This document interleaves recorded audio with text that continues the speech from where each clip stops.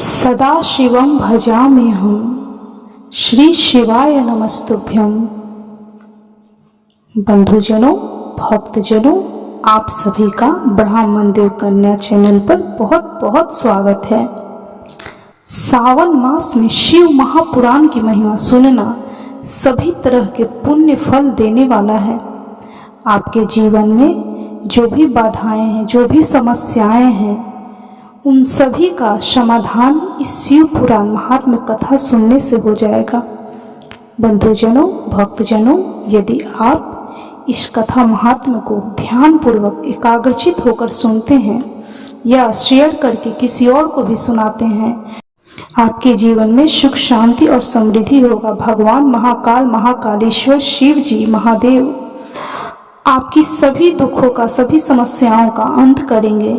तो भक्तजनों, बंधुजनों, चलिए शिव महापुराण की कथा शुरू करते हैं। आज हम शिव महापुराण के श्री रुद्र संहिता चतुर्थ खंड के तीसरे अध्याय का श्रवण करेंगे। तो बोलिए ओम नमः शिवाय, ओम नमः शिवाय, ओम नमः शिवाय। नारद जी बोले, हे ब्रह्मा जी, जब वह बालक पृथ्वी पर अवतरित हो गया तब वहां क्या और कैसे हुआ? तब नारद जी का प्रश्न सुनकर ब्रह्मा जी बोले, हे नारद, जब गंगा जी द्वारा उस तेजस्वी बालक को लहरों द्वारा बहाकर सरकंडे के वन के पास छोड़ दिया गया, तभी वहां मुनि विश्वामित्र पधारे। उस बालक का देदीप्यमान मुख देखकर विश्वामित्र दंग रह गए। वह बालक दिव्य तेज से प्रकाशित हो रहा था। उसे बड़ा प्रतापी और बलशाली जानकर मुनि विश्वामित्र ने उसे नमस्कार किया और उसकी स्तुति करने लगे। तत्पश्चात मुनि बोले कि भगवान शिव की इच्छा से ही तुम यहाँ प्रकट हुए हो। शिव तो सर्वेश्वर हैं, वे ही परम ब्रह्मा परमात्मा हैं। इस संसार का हर प्राणी, हर जीव उनकी आज्ञा का ही पालन करता है। तब मुनि विश्वामित्र के ऐसे वचन सुनकर वह बालक बोला, हे महाज्ञानी प्रकंड पंडित मुनि विश्वामित्र, मेरे इस स्थान पर आने के बाद सर्वप्रथम आप ही यहाँ पधारे हैं। निश्चय ही आपका यहाँ आना भगवान शिव की प्रेरणा से ही प्रेरित है। इसलिए आप ही विधि विधान के अनुसार मेरा नामकरण संस्कार कीजिए। आज से आप ही मेरे पुरोहित हैं और मेरे द्वारा पूज्य हैं। मेरे द्वारा पूज्य होने के कारण आप इस जगत में विख्यात और पूज्य होंगे।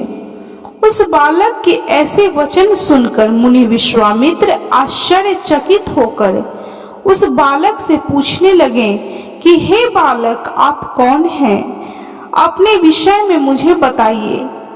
तब उनकी बात सुनकर वह बालक बोला कि हे विश्वामित्र, अब आप ब्रह्मा ऋषि हो गए हैं। मेरे विषय में जानने से पूर्व आप मेरा संस्कार कीजिए। तब मुनि विश्वामित्र ने उस अद्भुत बालक का नामकरण संस्कार किया और उसका नाम कार्तिकेय रखा। गुरु दक्षिणा के रूप में उसने मुनि को दिव्य ज्ञान प्रदान किया। तब मैंने स्वयं वहां जाकर उस बालक को गोद में ले लिया और उसे चूमा। तत्पश्चात मैंने उसे शक्तियां और शस्त्र प्रदान किए। उन अद्भुत शक्तियों को प्राप्त कर वह बालक बहुत प्रसन्न हुआ और तुरंत ही पहाड़ पर चढ़ गया। पहाड़ पर चढ़कर वह उसके शिखरों को गिराने लगा तथा वहां की संपदा नष्ट करने लगा। यह देखकर उस स्थान पर निवास करने वाले राक्षस उस बालक को मारने के लिए दौड़े। उन भयंकर राक्षसों से बिना भयभीत हुए उसने उन सबको भगा दिया। उनसे भयंकर युद्ध से पूरा त्रिलोक कांपने लगा। त्रिलोक को भयभीत होता देखकर सब देवता वहां पहुंचे। देवराज इंद्र ने क्रोध में आकर उस बालक पर प्रहार किया। इस प्रहार के फलस्वरूप उस बालक के शरीर से विशाख नाम का दूसरा पुरुष पैदा हो गया। उन्होंने उस बालक पर एक और प्रहार किया तो नेगम नाम का एक और महाबली पुरुष पैदा हो गया। इस प्रकार इंद्र के प्रहारों से 4 स्कंद पैदा हुए जो बहुत वीर और बलवान थे। तब क्रोधित होकर ये चारों स्कंद एक साथ मिलकर स्वर्ग के राजा इंद्र को मारने के लिए दौड़े। यह देखकर देवराज इंद्र घबराकर अपनी जान बचाने के लिए कहीं दूर जाकर छिप गए। उनको ढूंढते ढूंढते वह बालक उनके धाम स्वर्ग में पहुंच गए। उस समय जब वह बालक स्वर्ग पहुंचकर देवराज इंद्र को ढूंढ रहे थे, एक सुंदर सरोवर में 6 कृतिकाएं स्नान कर रही थी।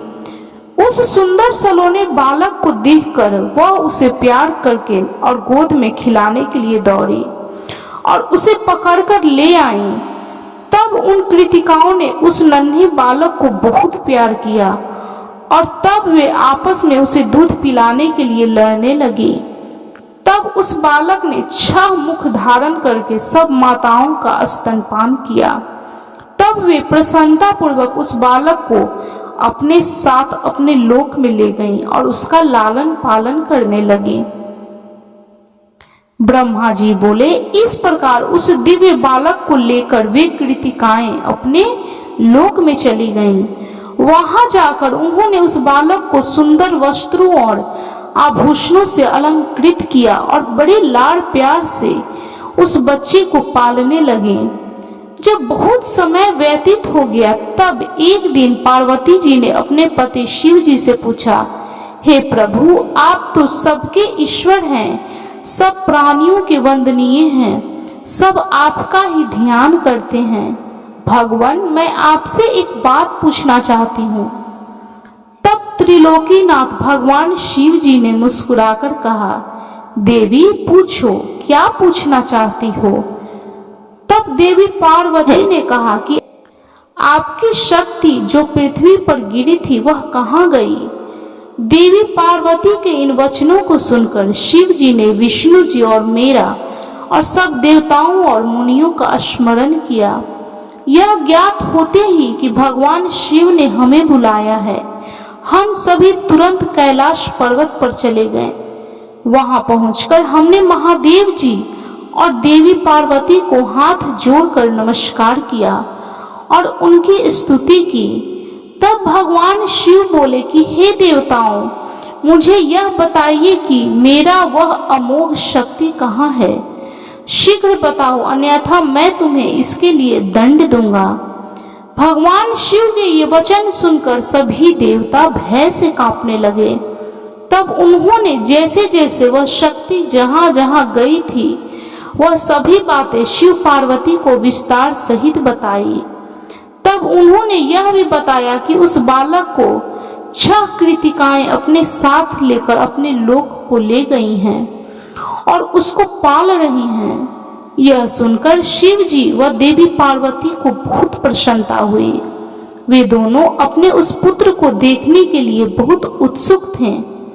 तब शिव जी ने अपने गणों को उस बालक को कृतिकाओं के पास से वापस ले आने की आज्ञा दी। भगवान शिव की आज्ञा पाकर उनके वीर बलशाली गुण क्षेत्रपाल और भूत प्रेत गण लाखों की संख्या में शिव जी के पुत्र की खोज में निकल पड़े। तब उन सब ने वहां पहुंचकर कृतिकाओं के घर को घेर लिया। यह देखकर कृतिकाएं भय से व्याकुल हो गईं। तब कृतिकाओं ने अपने पुत्र कार्तिकेय से कहा कि हमें चारों ओर से असंख्य सेनाओं ने घेर लिया है, अब हमें बचने का मार्ग खोजना होगा। यह सुनकर स्वामी कार्तिकेय मुस्कुराए और बोले, हे माताओं, आपको डरने की कोई आवश्यकता नहीं है। आपका यह पुत्र आपके साथ है। मेरे रहते कोई भी शत्रु इस घर में प्रवेश नहीं कर सकता। माता, मेरे बाल रूप को देखकर आप मुझे अयोग्य ना समझें। मैं इस सभी को हराने में सक्षम हूँ। इससे पूर्व की कार्तिकेय उन गणों की सेनाओं को नुकसान पहुंचाते नंदीश्वर उनके सामने आकर खड़े हो गए और बोले, हे माताओं, हे भ्राता, मुझे संसार के संहार करता भगवान शिव ने यहाँ भेजा है। मेरे यहाँ आने का उद्देश्य किसी को नुकसान पहुँचाना नहीं है।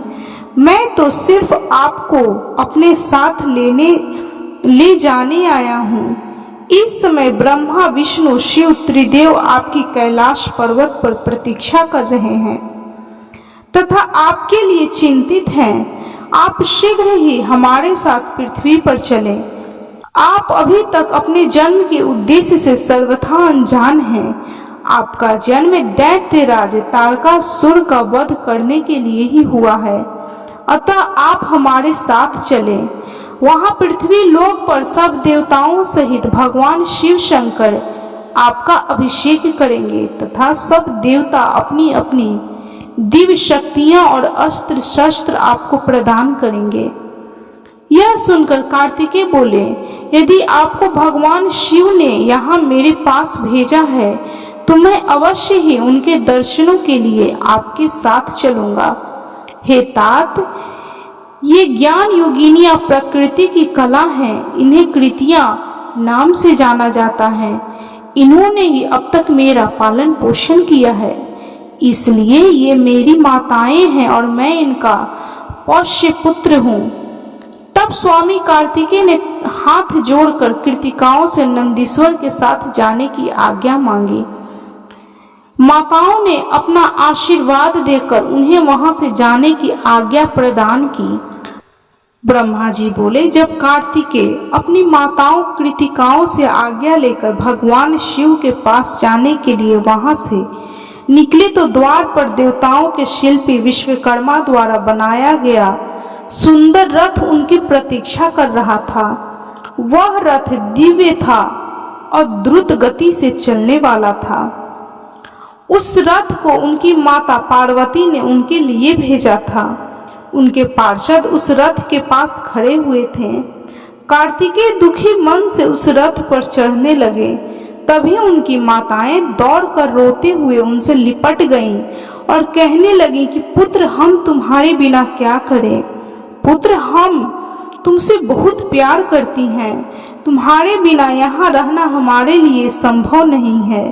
तुम शीघ्र ही वापस लौट आना। यह कहकर उन्होंने कार्तिकेय को हृदय से लगा लिया और भारी मन से कार्तिकेय को रोते रोते जाने की आज्ञा दी। तब कार्तिकेय ने कृतिकाओं को अध्यात्म ज्ञान प्रदान किया। तत्पश्चात कार्तिकेय उस दिव्य मनोहर रथ पर बैठ गए और वह उन्हें उड़ा ले गया और वह उन्हें ले उड़ा। आकाशीय मार्ग से तीव्र गति से चलता हुआ वह रथ कैलाश पर्वत पर आकर रुका। तब शिवगणों ने भगवान शिव और माता पार्वती के पास जाकर कार्तिकेय के आगमन की शुभ सूचना उन्हें दी। उनके आगमन के बारे में सुनकर भगवान शिव और देवी पार्वती बहुत प्रसन्न हुए। तत्पश्चात भगवान शिव मुझे विष्णु जी, देवी पार्वती और अन्य देवताओं के साथ लेकर उस स्थान पर पहुंचे जहां कार्तिकेय का रथ रुका हुआ था। सबके मन में गंगा जी से उत्पन्न उस बालक को देखने की बड़ी इच्छा थी। जब सब देवता कार्तिकेय से मिलने के लिए आ रहे थे, उस समय चारों दिशाओं में शंख और भेरी बजने लगी। सभी शिवगण नाचते गाते और उनकी जय जयकार करते हुए अपने आराध्य भगवान शिव के पुत्र को देखने के लिए चल दिए। वहां पहुंचकर सब बहुत प्रसन्न हुए। भगवान शिव ने प्रेम पूर्वक उस बालक को गोद में बैठा लिया। तब देवी पार्वती ने भी उस बालक को बहुत प्यार किया। भगवान शिव ने उस बालक के लिए एक सुंदर रत्नों से जड़ा हुआ सिंहासन मंगाया और उस सिंहासन पर बालक को बैठाया। तत्पश्चात भगवान शिव ने सब तीर्थ स्थानों से मंगाए गए जल को वेद मंत्रों से पवित्र करके उस बालक को स्नान कराया। 6 कृतिकाओं द्वारा पोषित होने के कारण उस दिव्य बालक को कार्तिकेय नाम से जाना गया। तीर्थों से पवित्र जल से स्नान करने के उपरांत सभी देवताओं ने कार्तिकेय को तरह तरह की अमूल्य वस्तुएं, विद्याएं और अद्भुत शक्तियां प्रदान की। तब सर्वप्रथम देवी पार्वती ने अपने पुत्र को हृदय से लगाकर उसे चिरंजीवी होने का आशीर्वाद प्रदान किया। माता लक्ष्मी ने दिव्य मनोहर हार उस बालक को पहनाया तो देवी सावित्री ने सारी सिद्धि विद्याएं उन्हें प्रदान की। फिर श्री हरि विष्णु जी ने रत्नों से निर्मित किरीट, मुकुट, बाजूबंद, वैजंती माला और अपना सुदर्शन चक्र उन्हें प्रदान किया। भगवान शिव ने प्रसन्नता पूर्वक अपने पुत्र कार्तिकेय को शूल, पिनाक, फरसा, शक्ति, पाशुपास्त्र, बाण, संहारास्त्र आदि परम दिव्य वस्तुएं प्रदान की। फिर मुझ ब्रह्मा ने यज्ञोपवीत वेद, माता गायत्री ने कमंडल, ब्रह्मास्त्र तथा शत्रुओं को नाश करने वाली विद्या प्रदान की। देवराज इंद्र ने अपना वाहन ऐरावत हाथी और वज्र प्रदान किया। वायुदेव वरुण ने श्वेत छत्र और रत्नों से जड़ित मालाएं प्रदान की। सूर्य देव ने मन की तरह तीव्र गति से चलने वाला द्रुतगामी रथ और शरीर की रक्षा करने वाला कवच भी प्रदान किया। यमराज द्वारा दंड और समुद्र देव द्वारा उन्हें अमृत भेंट किया गया। धन के अकुत भंडार के स्वामी कुबेर ने गदा दी। इस प्रकार सब देवताओं ने भगवान शिव के पुत्र कार्तिकेय को अनेकों प्रकार के अस्त्र, शस्त्र और उपहार प्रदान किए। सभी देवताओं और शिवगणों ने उनका अभिवादन किया। इस समय वहां पर बहुत बड़ा उत्सव होने लगा। चारों ओर हर्ष की लहर दौड़ रही थी। इस प्रकार शिव महापुराण की श्री रुद्र संहिता चतुर्थ खंड के 5वें अध्याय तक की कथा संपन्न हुई। तो बोलिए कर्पूरे गौरम करुणावतारम संसार सारम भुजगेंद्र हारम सदा वसंतम हृदय रविंदे भवम भवानी सहितम नमामि। ओम नमः शिवाय, ओम नमः शिवाय, ओम नमः शिवाय। आप भी इस शिव भक्ति की कथा अवश्य सुने। इस कथा को सुनने से आपके मन की जो भी मनोरथें होंगी भगवान पूर्ण करेंगे। आपके जीवन की सभी समस्याओं का भगवान शिव महाकालेश्वर समाधान करेंगे। तो बोलिए कर्पूर गौरम करुणावतारम संसार सारम भुजगेंद्र हारम सदा वसंतम हृदय रविंदे भवम भवानी सहितम नमामि।